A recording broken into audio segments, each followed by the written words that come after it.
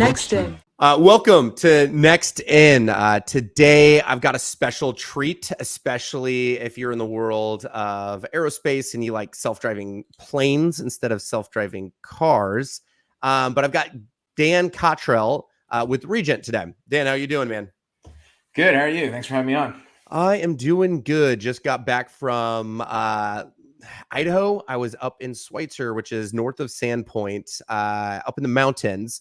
And it was a weird transition. I went from being in Nashville, Tennessee, where it was 89 degrees, to the following day being in the middle of a mountain that was like 40 degrees. And then 2 days later, back to 89 degrees. So my body's been on a little bit of a whirlwind for the last couple of days. I can imagine. That sounds fun, though. Yeah. What's it like in the Northeast right now?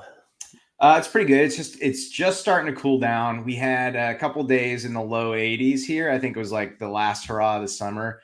And now we had some weather come through, so it's cooling down. It's in the 70s today, I think, and maybe it's going to be in like the 60s next week. The leaves are just starting to change, so it's really kind of kicking off fall. Because I hear, so remind me, Connecticut, correct? Rhode Island, actually. Oh, pretty close. Not yeah, quite. pretty close. I hear Rhode Island has some of the most beautiful fall seasons, especially when the color starts to shift and change north of Boston. I hear it gets absurd up there. Yeah. There's a lot of people, I guess, who kind of drive up from Rhode Island to do what they call leaf peeping, which was kind of a new term for me. I came here from Northern Virginia, but yeah, same kind of thing across the East Coast. We get all the leaves changing, and the fall starts to be real nice. The interesting thing about Rhode Island is because we're right on the water still stays warm a little bit from the summer, so it kind of coasts into October. You can still go in the water, so you get this like aspect of fall, but people are still doing a lot of water sports until they kind of take all of their stuff out at the end of the month. So it's pretty fun time here. Yeah, that could go sideways. You first say leaf peeping, and then you say we're going to go do some water sports, and then everybody's just like, we're going to keep this PG-13 today. No leaf peeping and water sports up here today.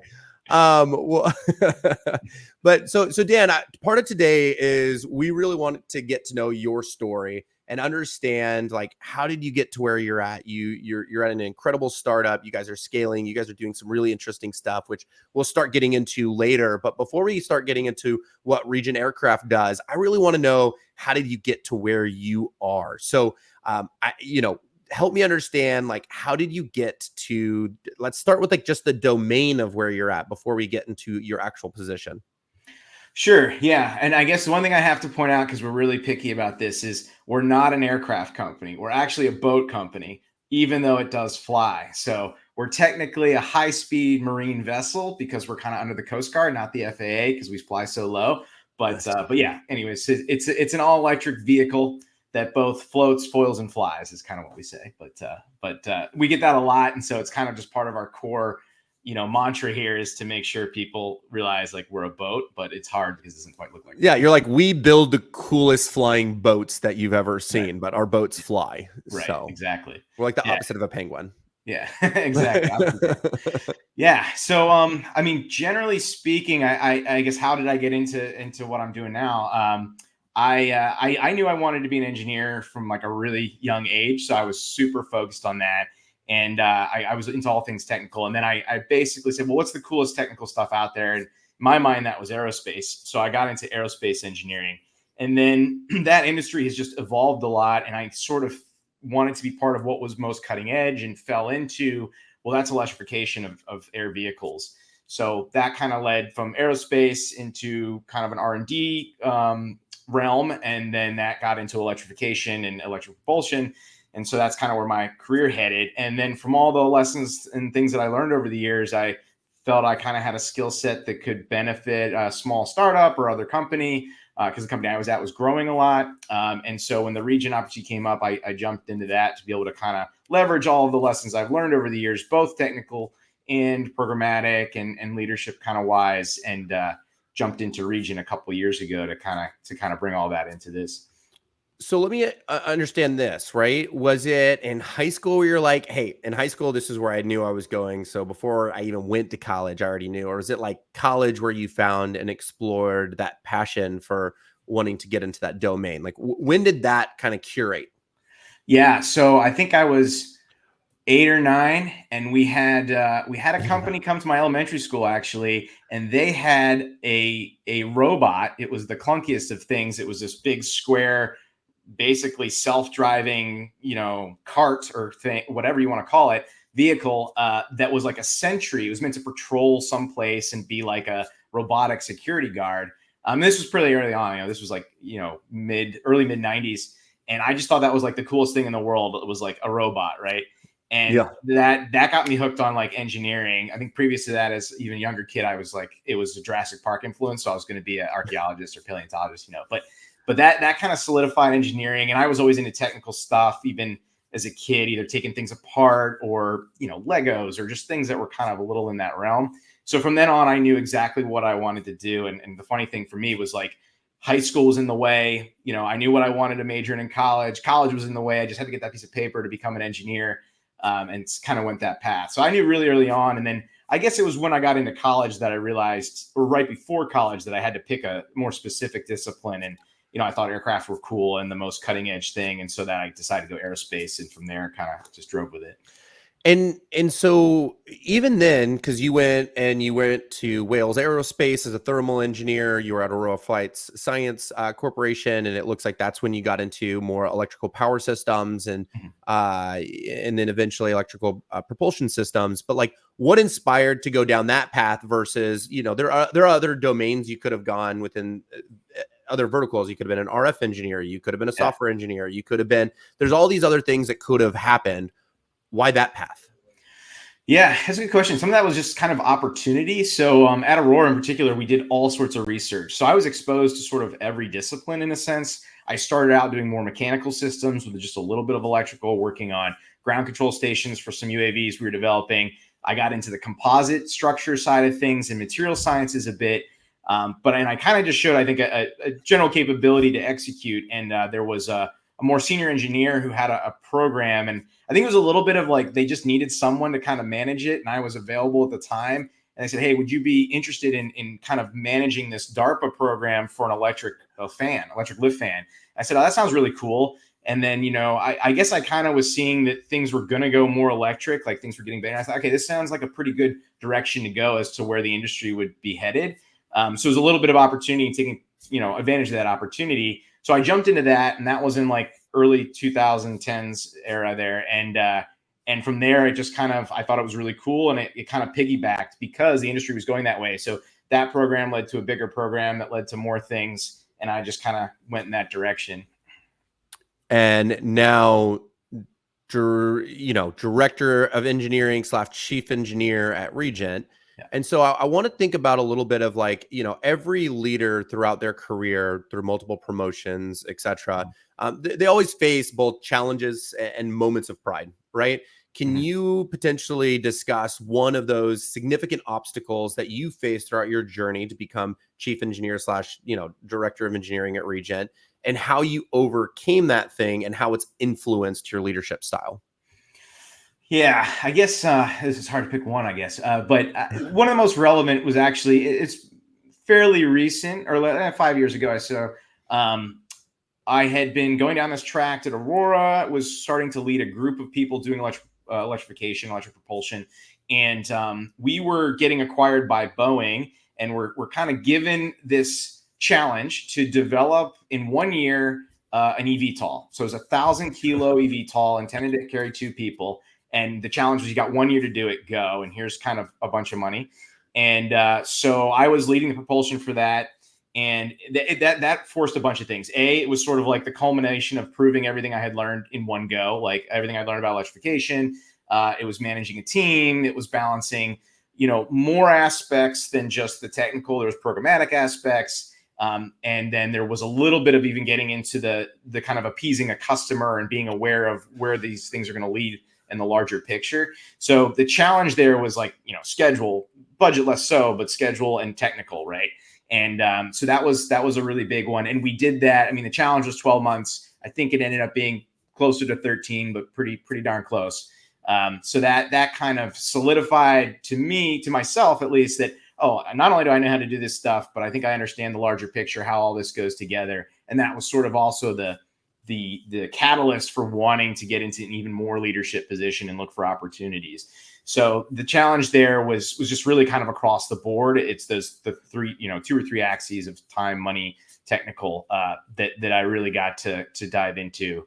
And whether it was like on that project or a different one, was there any sort of like key differentiator when you're like, hey, I was able to take on these tasks and kind of spearhead them? Like, have you ever done a retrospective and gone like, why was I the person that was eligible to do this? Was it I raised my hand more than anyone else? Was it I naturally did things at a faster pace, so people always referred me and they rose their hands for me? I don't know. Maybe it's a combination of all the above, but like, how did you get into a position where people looked at you and you're like, yeah, Dan's the man. Let's make sure that he helps us lead this initiative? Yeah, I think it's a combination of a couple of those things. It was definitely like executing when given something. And I think kind of exceeding a little bit of expectations. Being able to be given something and not have to bug people too much about how to do it. Ask questions when it's important because you don't want to go down the wrong path. But, balance that with Googling things. Like today we have that awesome, asset at our fingertips of being able to look things up and not have to the Google bot or the Chat GPT bot or whatever else you're using. This was before that, but now it's even better. But I think a lot of it was taking advantage of opportunities presented or raising my hand. So I actually actively, because I became interested in multiple disciplines, I would just bounce around to people and be like, hey, what are you working on? Or in the lunchroom, ask people. And so I think I got a little bit of a reputation for A, executing, and B, being interested in things so that people felt open to say, hey, this isn't what you're doing, but would you be interested in it? While also knowing that, from previous examples that I could actually follow through. And so that kind of led back to that lift fan that I talked about. That was the first instance where someone said, I know you're not doing this. There's a little bit of relevancy to what you've been doing, but what do you think about taking this on? And having a mentor there that'll help, make sure I'm not going to completely fall flat on my face. So those things kind of combined. And then I think after one instance of like, you kind of prove yourself again in that realm, right? You can take some leadership, you can execute, you can kind of keep just, stepping stone on that up to larger and larger roles. So when you think about that, right? Because I think this is an interesting conversation. I have conversations with people that are directors, VPs, C-levels in all capacities. And I think that's a common trend, which is like, I became excellent at my craft and my domain. And when I became excellent at my craft and my domain, where I really started becoming more impactful in the business is when I started to be able to cross-functionally create impact, ask questions, have natural curiosity, raise my hand to up-level my skills 5% better in these other domains, but still master my craft, prove excellence, and deliver what I'm expected to deliver on, but at the same time, start to become more cross-functional. How do you imagine your time was divided between making sure you executed the things that you were held accountable to versus this curiosity execution of like, I want to be able to cross collaborate. I want to be able to learn these other domains, but at the same time, I still know I have these other responsibilities. So how do you balance that? Because I know that there's a lot of people, and there's going to be a lot of people that watch this that are like, I always want to do that. I want to learn these other things, but I just don't have enough time. So how did you mentally figure out how to balance your time to be able to do that, execute on what I need to do, plus add these other layers of the business that you were just curious about and wanted to learn? Yeah, I think a lot of that is almost like you don't balance your time in the sense of like work-life balance because you're so invested in what you're doing. You just put more time in. I mean, that's kind of what I loved what I was doing. I got up and went to work. I was excited to do it. And the things I was doing at work were more fun than kind of whatever I would do at home, I think, or I felt more productive or whatever it was. So, I could say I kind of did an 80-20 split where I did 80% of what I had to do. And I spent 20% of my time trying to do things I wanted to do or step into things. But that really ended up being more like 100 and 120%. I was doing the 8-hour job I needed to do, so to speak. And then in the extra 2 hours a day or 3 hours a day, I would poke around because I had to make sure I got done what I was doing. Otherwise, people wouldn't think I was executing what I was given while also trying to grab new stuff. Got it. So it's just like your hobby, like the hobby was, I wanted to learn these other peripheral things where it's just like, there's things that I'm curious about. And it's kind of like when I talk to software engineers, it's like, well, my day-to-day business, this is what I do. And this is what I'm expected to do. But on the side, I build this thing, or this is the craft, or this is how I tinker, and this is the side project. And it's like, for you, it's like the tinkering in the other domains, whether it's mechanical, electrical, you name it. Yeah. Yeah, 100%. I mean, and also I've always been focused on hardware and like software. I think you can do a little bit more of that at home in a sense, But the stuff that I wanted to, play with, so to speak, was required equipment or materials that were kind of a little bit expensive for what I would do at home. I mean, it'd be an expensive hobby, let's say. So like I spent a lot of time working composites and R&D in composites, and I would just hang out in the clean room, laying up carbon from like the scraps we had and making something I thought was cool. I mean, it may have just been a piece of artwork, but at least I was gaining experience on working with that material. So I have a bunch of crap in my house from things I thought were like cool because I made whatever.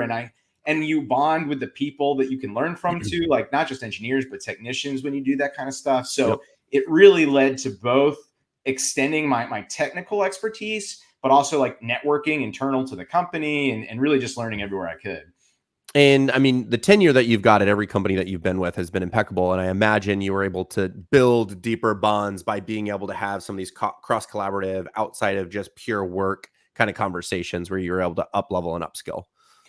Yeah, there's a lot of that. And then also it helps, I've been at smaller companies, most of my career. So in those companies too, you have more exposure to the people at higher levels, right? And it's easier to stand out and say, oh, look what so-and-so did or what they're doing, getting that exposure to the C-suite or people who may make decisions on what you're going to do next, So you've mentioned this, you kind of said this a few times, which was like, along the way, I had somebody teaching me, coaching me, mentoring me, whatever. Right. And so, I'm a big believer that there are unintentional and intentional mentors. And, I've done a whole talk on that in the past, but have you like thought about whether now or in your past, like who you believe to be some of your most influential mentors? How did you come across them? Were they inside of work? Were they outside of work? And how did their guidance or their perspective shape your perspective on the industry that you're in? Yeah, that's a good one. And I actually didn't think about this a lot until, pre this interview, but it was a good one because I don't think I have to actively ever pursued like a mentor, but they were presented, right? And so I in hindsight now I can kind of see it. They were definitely more internal to like work. They were at work, because I was spending kind of a lot of time there. Like my first kind of major mentor was just someone kind of assigned to me. And I was just lucky enough that person, his name was Dr. Kevin Ulick, was one of the chief engineers at Aurora. And because I was kind of partnered with him, I got to see what that role would be like. And it really influenced the direction I wanted to go with my career. And it exposed me to someone who knew a lot about everything. And so from there, I mean, it was a little bit of kind of piggybacking on other people with those skill sets as to where I was learning from. But I think also it was more of like it takes a village mentality of like I learned from a lot of people, little things, than it was like one person who, kind of dragged me along, so to speak, as a mentor. But yeah, it was kind of like every different discipline I got into, I'd find that person who was a really good go-to. And then I think people, even if they don't consider themselves mentors too, will end up mentoring you just because you show interest in what they like, right? And it just happens kind of organically. Yeah. So I'd classify that as like an unintentional mentorship. Yeah. Cause I have these conversations all the time where people are like, how do I up level? How do I upskill? How do I do these things? And it's just like, well, there's the idea of like, I can intentionally go out and find a mentor and I could just say, hey, will you mentor me? Which I'll be blunt. That's how I've always been. But that's also because I'm an extrovert and I have to go out of my way for everything, I suppose. And it's always just like, hey, I like, could you help me with this thing?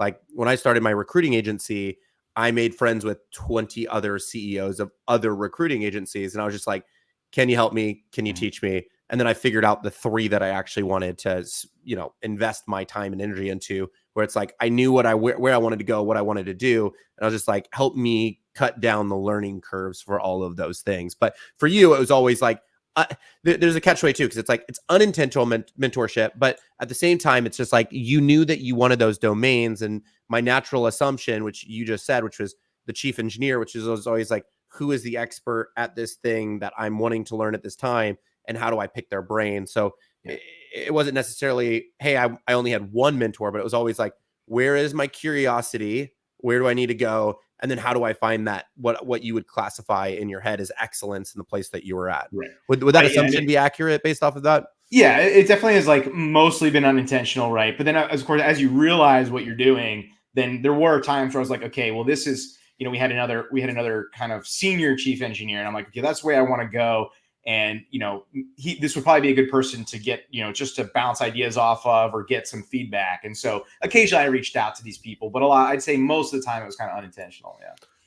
Yeah, and so there is like this conversation of like continuous learning, right? And I think continuous learning is something that is important for everyone and it is vital. But at the same time, continuous learning can be overwhelming for some people, and it could be uh, unrewarding if they invest in the wrong things. And so, whether it's on the electrical side of your business, the mechanical side of your business, like you name it.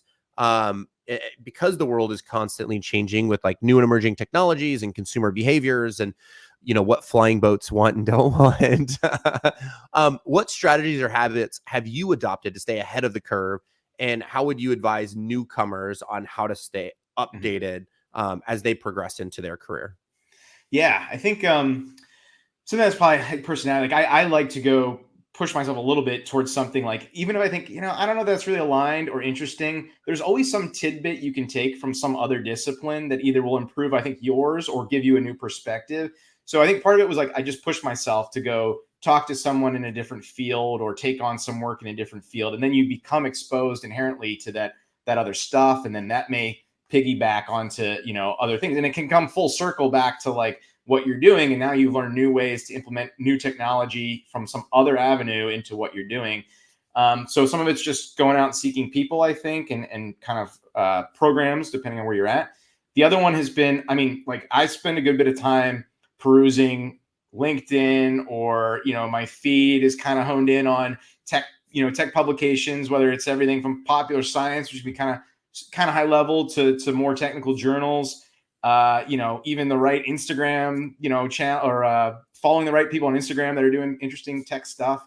So I think social media in general does help. You get to see a Yeah. lot of things. Like LinkedIn is a pretty good one for me to keep aware of, like, what are all the other aerospace companies doing right now and where are Not a lot they? of TikTok stuff for aerospace yet. Not a lot. Maybe that's a me thing, but not a lot of TikTok stuff. Yeah, so much Instagram I do, but so yeah, I think that's a big one. And then yeah, I think conferences are helpful too. Like going to a conference.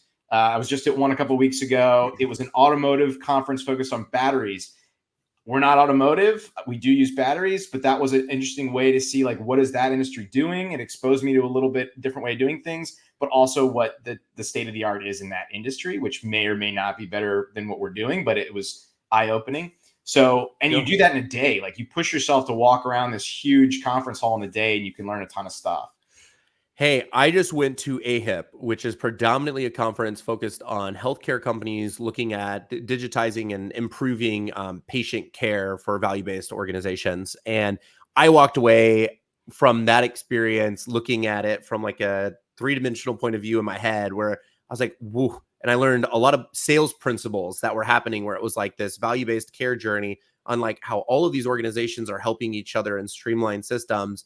But then the way that they were like their interoperability on how they were sharing customers was like really, really interesting to me, which ended up opening a whole new paradigm for how we make affiliate partner channels for Next Level. And we started looking at it as like, how can we give more than we receive, and like all these other things. And to your point, it's like, we're not cars, but we use batteries, but we probably wouldn't use the same batteries. But if we did, how could that affect our systems? And I would agree. I would say like some of the conferences that I've gone to where it wasn't necessarily directly related to my function or my industry even, but I was able to pick away a nugget that was able to inspire me, and aha light bulb moments that helped scale that up.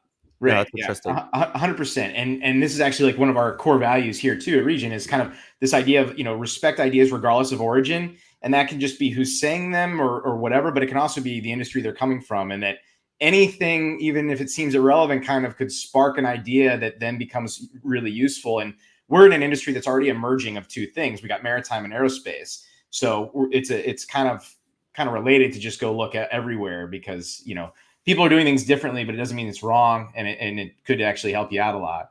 That's so funny. It's like, do you guys identify with ducks?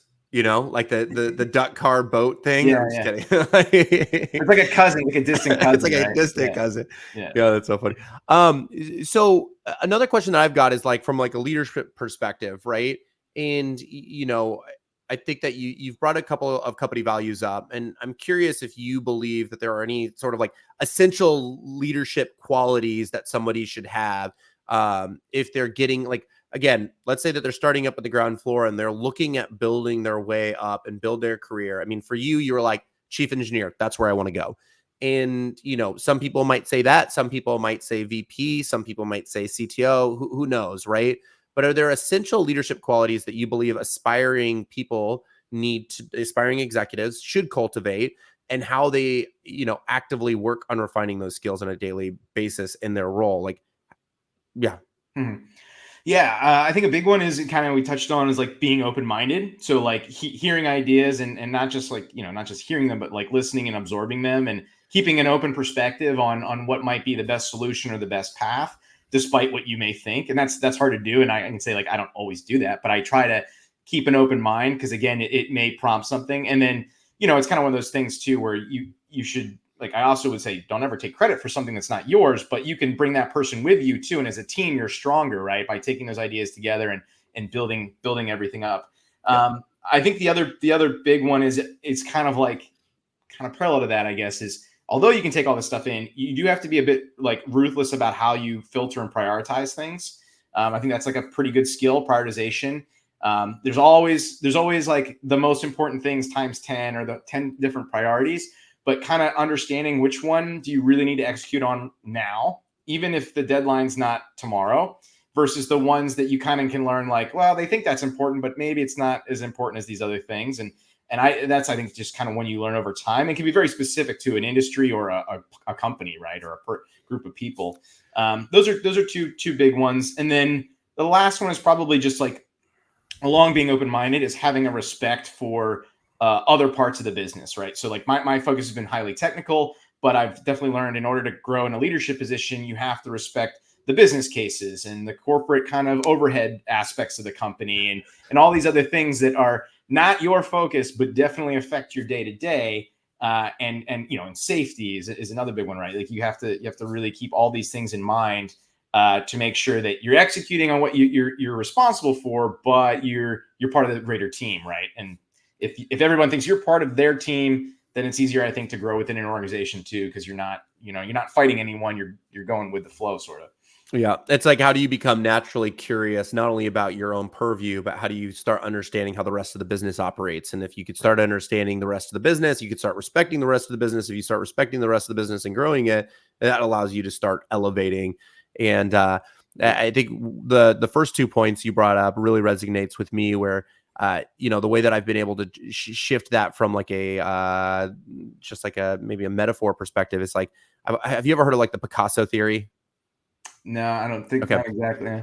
Don't necessarily love Picasso's work. I'll throw that out there, but I can respect like the core fundamental principles around this idea of one of his theories was great artists don't copy, they steal. And so that core principle just means like there are other people that have other ways to create a painting. And, you can take what you believe is going to add value and add perspective to ultimately the people that are going to look at your body of art, but recognizing that a different type of stroke or a different type of brush or a different type of oil painting or whatever it can add a lot of value to what you produce as an artist, but recognizing that you can take from others and add it to your own skill sets to be able to become a more valuable asset. And so 100%. Again, while I don't necessarily love Picasso's art, I could respect the principles, and I could also respect the legacy in which people saw how he was able to manipulate other artists' work and then be able to create their own image from what he believed to be the best assets of each body of work,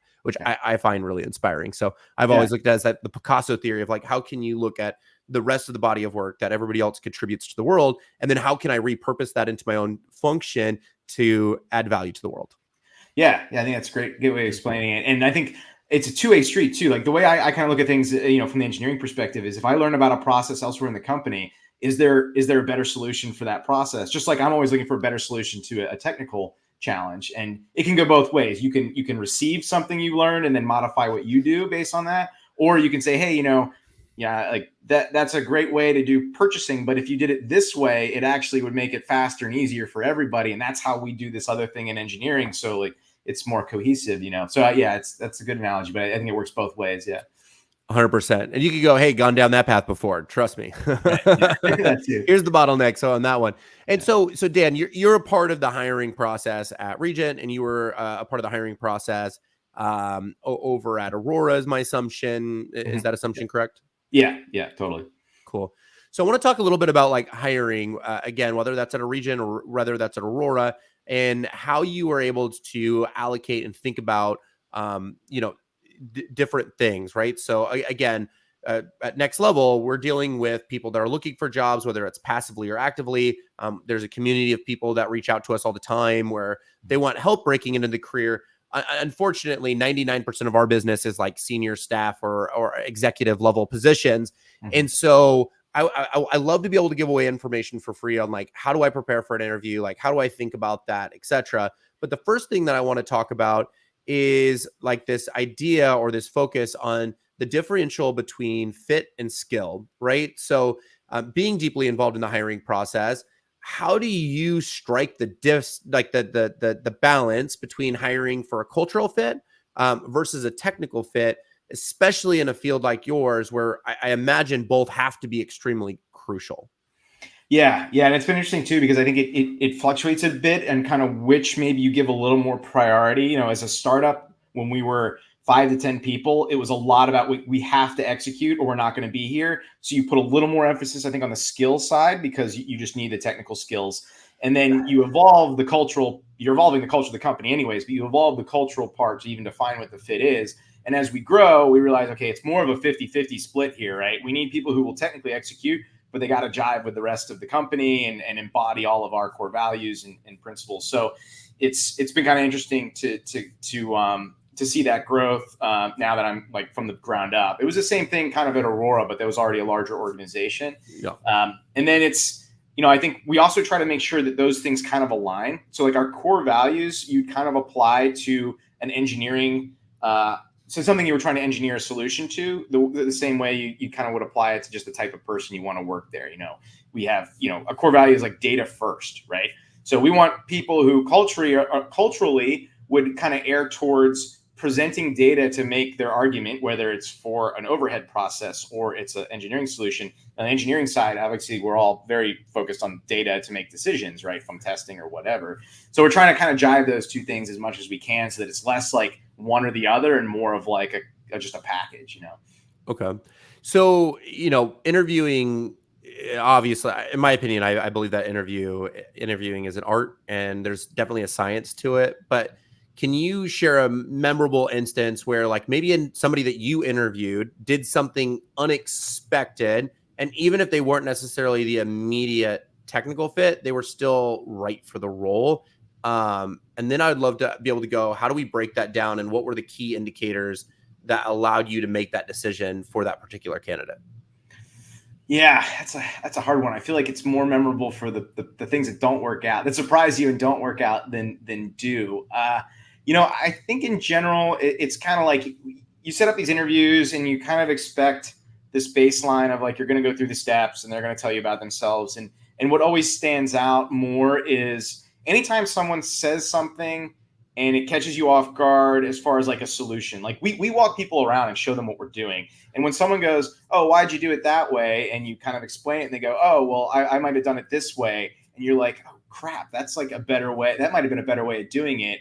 And, you know, it's not surprising that there's another way to do it, but it is maybe surprising that someone came up with something as quickly as they did and it actually checked enough of the boxes, because usually the off-the-cuff solution doesn't account for X, Y, or Z things they don't know about, right? Yeah. So all the edge cases and all the other fun stuff. Yeah, all the edge cases. So you quickly run through when someone says that, you go, okay, but that doesn't work for X, Y, or Z reasons.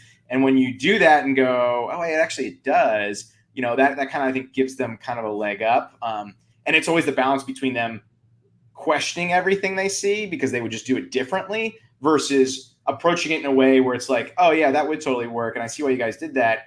But did you think about this, you know, to kind of, and it's, you get surprised by the solution they present and B, maybe the way they present it. So we've had that with either a couple engineers or even like technicians that we hire, you know, and the technician side, those guys have a lot of hands-on experience. So it's always really cool to see what they've actually experienced and know was implemented and can say, yeah, it's not going to work the way you think. Got it. And in all of these interviews, do you recognize if there's any particular heavy weighted, like these are red flags, like these are obvious reasons why people are a strong no, whether it's here or in the past, where it's like, these are the things to definitely avoid doing during an interview? Yeah, I mean, I think the big one is if someone asks for a specific answer, if you give a general one and you don't really answer the question, like I think this probably applies across different industries, but I say very much on the engineering side, the political answers do not go over well. If you try to play both sides, like we're gonna know that, and we're gonna just assume you don't know what you're talking about, then that you're just trying to be political. So I think the biggest one is if ask a specific question that has a specific can answer. you give me like a example of like one that you remember? Yeah, that's a good one. I mean, yeah, okay. A good one might be. I'm not going to get into the super details. We've interviewed a lot of structures people, so it's like you ask them, well, how would you do the analysis of this structural component? What are the forces acting on this? And if they say, oh, there's some shear and there's some tension and some compression. Well, okay, yeah, you just covered all the bases. So like, which is the one that's driving? And sometimes they'll say, I don't know. I probably have to think about that more and get back to you, which is kind of like a response we're all kind of taught to say when we're in a corner. But there's something to be said to just like having the confidence to commit to, I think it's this and here's why, such that even if you're wrong, you've walked us through the process of why you think that. And it shows at least, I think, a little bit more competency, even if in the moment you're wrong because you're put on the spot. You know what I mean? Yeah. It's almost like I would rather you say, hey, if I'm being honest with you, I'm not 100% positive. I would need some time to think about that. However, if I were to make an assumption, my assumption would be, or my hypothesis would be X, Y, and Z. And this is the way that I would test my hypothesis, where it's like, I can at least give you an answer and I can execute on the answer and say, based off of my limited knowledge, I would assume it's this. This would be my hypothesis. And then I would create an A/B test to figure that out, and I'd get data back. And this is the way that I'd get data. And then that way you can also go and say, hey, I believe in one of the Regen Aircraft's values, which is a data-driven solution. So I don't have data, so I can't give you the answer, but I could tell you how I would model that out. And that answer would allow You're hired. You're hired. That was a great answer. Yeah. No, but like, how do we tie back in Regen's values? And like, did you do a little bit of research before you interviewed with us? Right? Yeah, that's a big part of it. And it really actually, that scenario speaks to the day. Like we don't all have all the answers, right? We have a lot of meetings where we're just like, spitballing here and everyone's wrong or maybe right. You don't know yet. So long as you have given it a little bit of thought, that we don't think you're just making it up like completely out of the blue and not like thinking through any of the physics, it's probably going to go over better than if you just try to generalize. Yeah, I know that's something that even I look for in recruiters, where it's just like, hey, like, so our client is looking for this particular mechanical engineer or this particular RF engineer or this particular software engineer. It's like, how would you go about finding that person? And we would want the same thing, which is break down your approach. Like, how would you create a data-driven solution? How would you figure out inference layers that would give you the highest probability of a win rate? And then how would you validate whether or not that's going to be the thing that our core customer is going to want? And then how would you weight that? And what ratios do you believe would be most important? And how would you find key indicators that would allow you to extrapolate that data to go, this is how I would value whether or not my efforts are actually becoming a fruitful action. So I value the same thing, where it's like, if somebody can't show me why they're being data driven, it's just like, I'm not even interested because it's like, how do we save each other time? How do we save everyone time in the world and make sure that we're capitalizing on the highest ROI perspective actions as possible, right? How are you, we're different. We're a sales organization. You're an engineering organization, but it's like, how do we make sure that our KPIs are aligned? Yeah. I mean, what you're really doing too is you're exposing the inner workings of your brain, right? You're going through the process, and at least then you're showing the people you may be working with how you're going to approach a problem, right? And I think a lot of the interview is to understand, how's it going to be working with this person? Not are they going to come in and like save the day on everything and have all the answers? Like, we're all doing new stuff, so nobody's going to have the answers, but at least we know that you're going to approach the problem in a logical way, and you're going to eventually get to the data when you have it, right?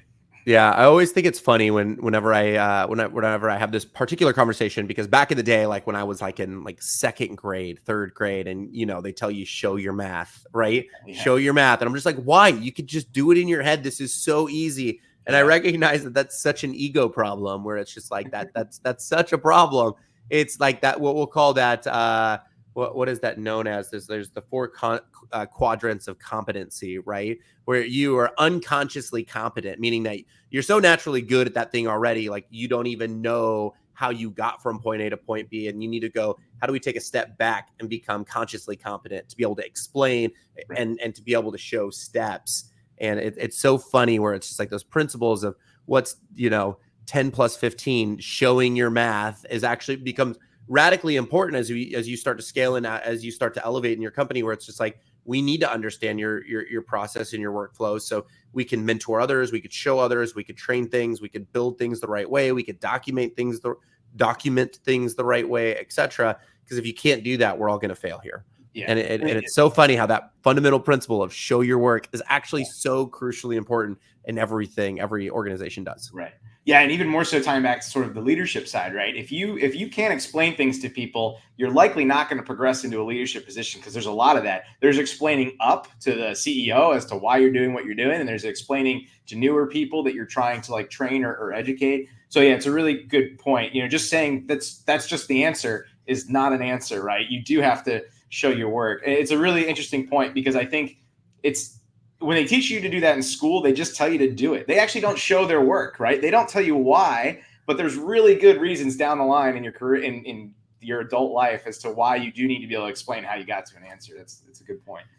Yeah. And my favorite one in school, one of the things that I got really frustrated with is like the other core mistake that I see a lot of people make is I remember very vividly when I was a junior, because I was a tutor for AP Calculus and I was a tutor for AP Physics when I was like a sophomore in high school.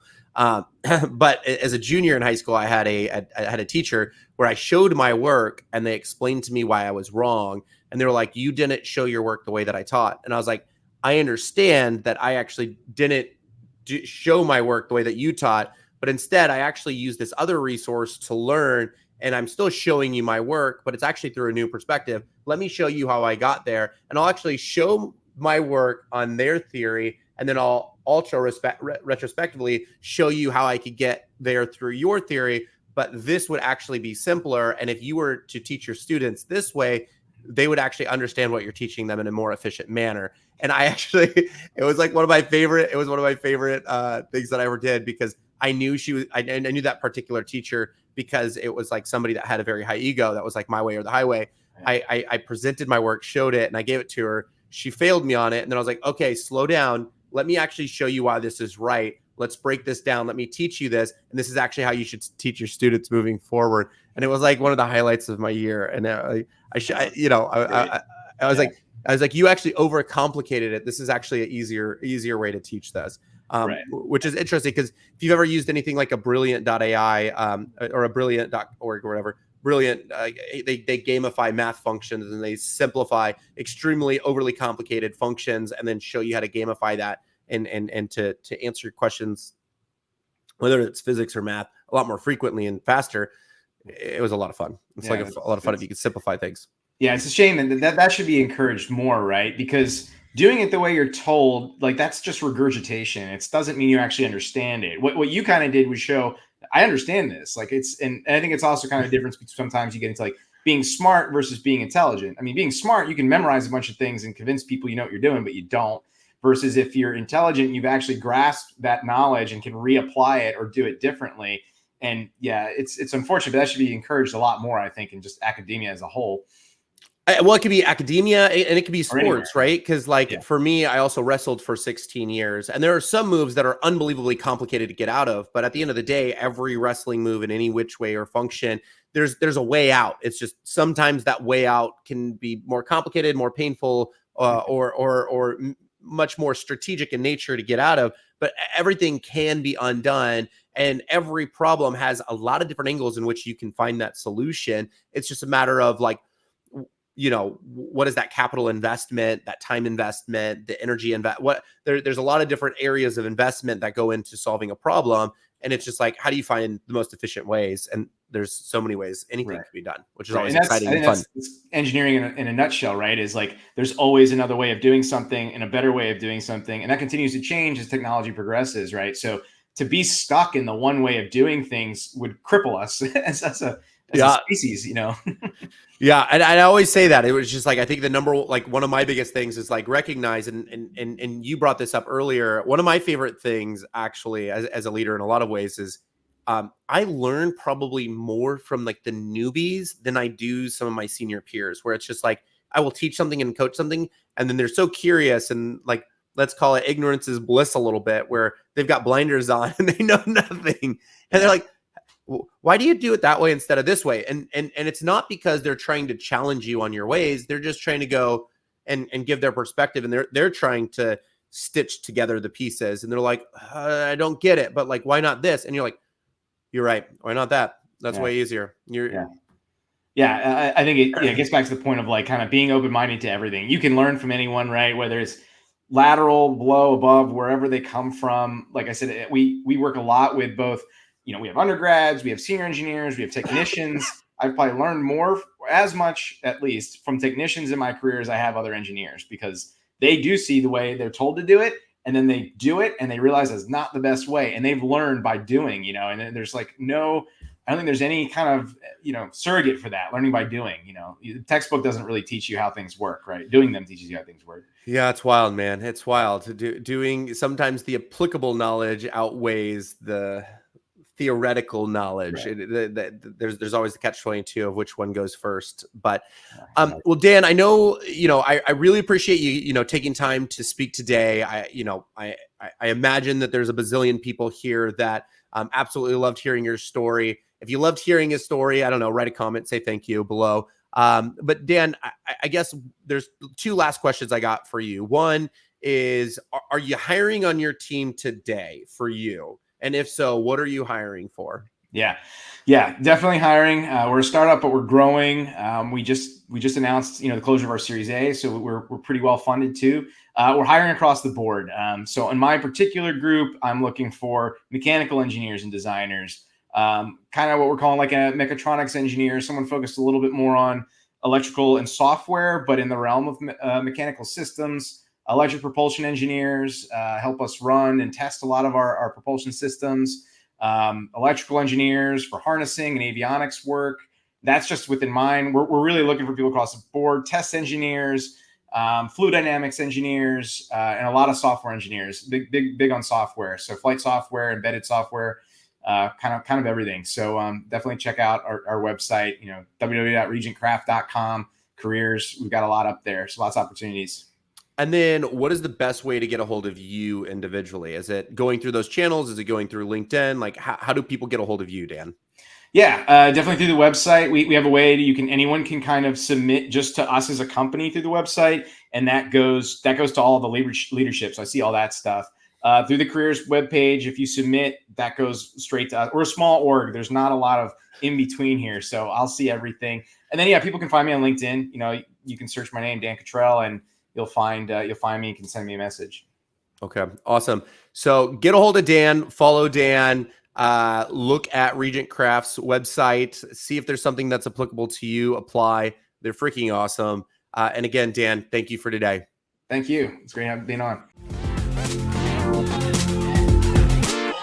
Nxt In.